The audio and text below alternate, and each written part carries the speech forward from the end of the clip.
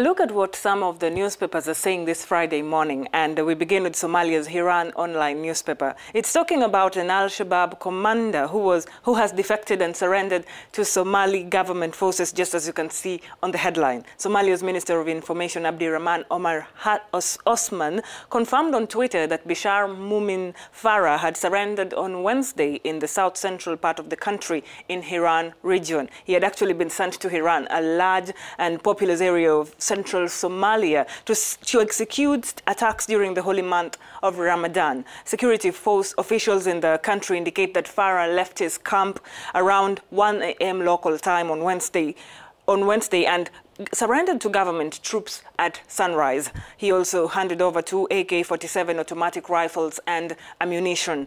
Farah had been a deputy commander of the Al-Shabaab units in 3 other parts of the country, in Hiran, the Middle Shabelle and Galgudud regions. Hiran Online reports that Farah is the first high-profile member of Al-Shabaab known to have defected since early April, when President Mohamed Abdullahi Farmajo offered a 2-month amnesty to members of the extremist group. According to the commander of the Somali's Army 52nd Battalion, Farah's surrender would clearly be a setback to the Al-Shabaab militants.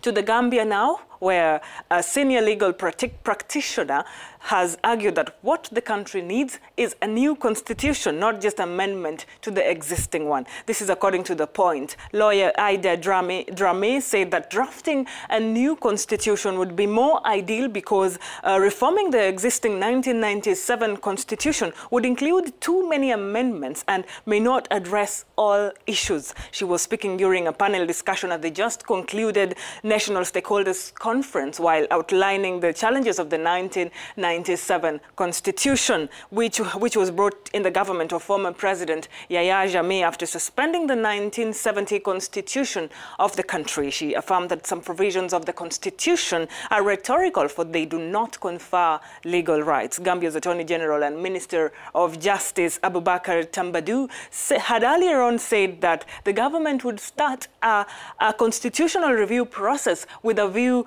to ensuring that the Constitution is relevant and serves the purpose for which the Gambian population adopted it.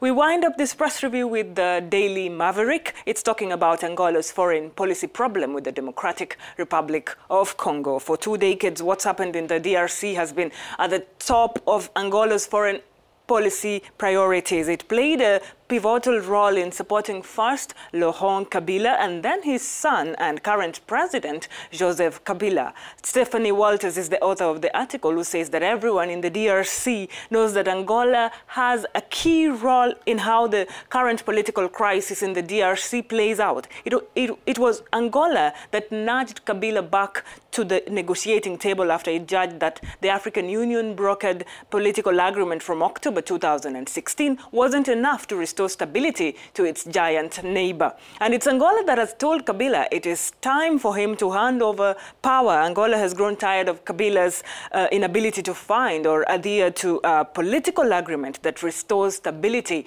in the DRC. Laurent Kabila and his son Joseph Kabila both frequently relied on Angola's military support. Joseph Kabila knows that Angolan support can make or break a Congolese president. Last week, the Angolan government issued a rare public statement on the DRC calling on the government and all political forces to put an immediate end to political violence and extremist actions and start a serious and constructive dialogue that will lead to a return of peace and stability in the country.